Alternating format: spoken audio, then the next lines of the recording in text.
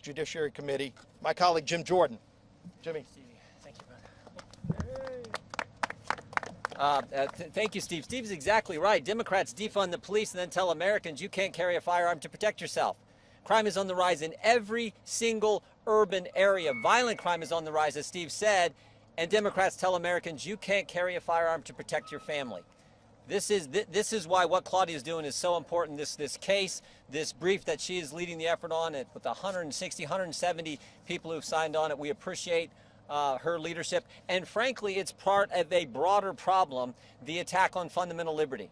I mean, just think about this. A few days ago at the White House, the spokesperson for the president said social media is now where so many people get their news, i.e. part of the press.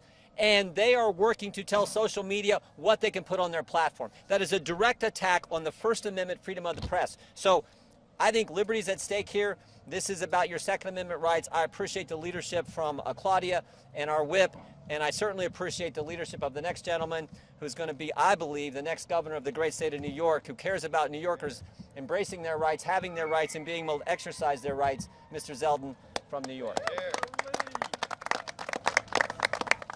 Well, first off, I want to thank Claudia Tenney. She's been a true champion on this issue, and this brief has it right.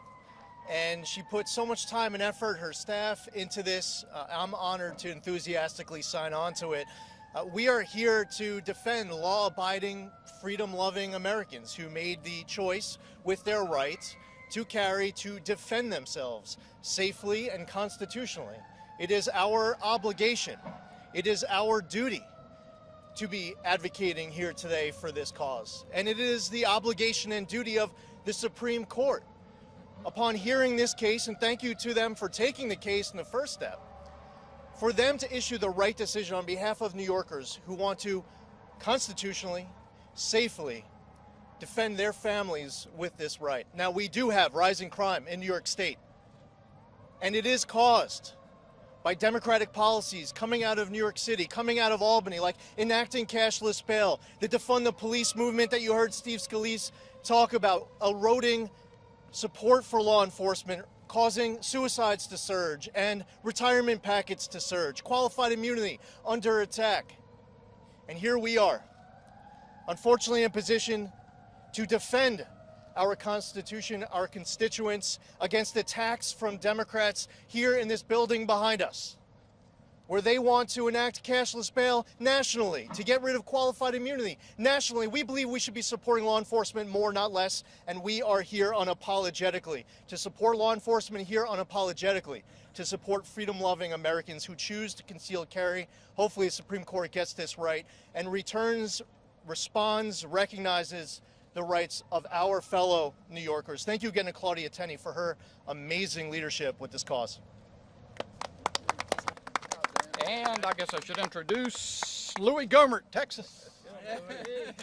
Thank you. And we do appreciate the interest today, and thank you, Claudia.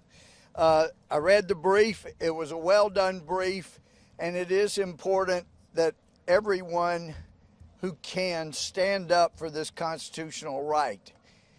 What has been attempted is so wrong-headed.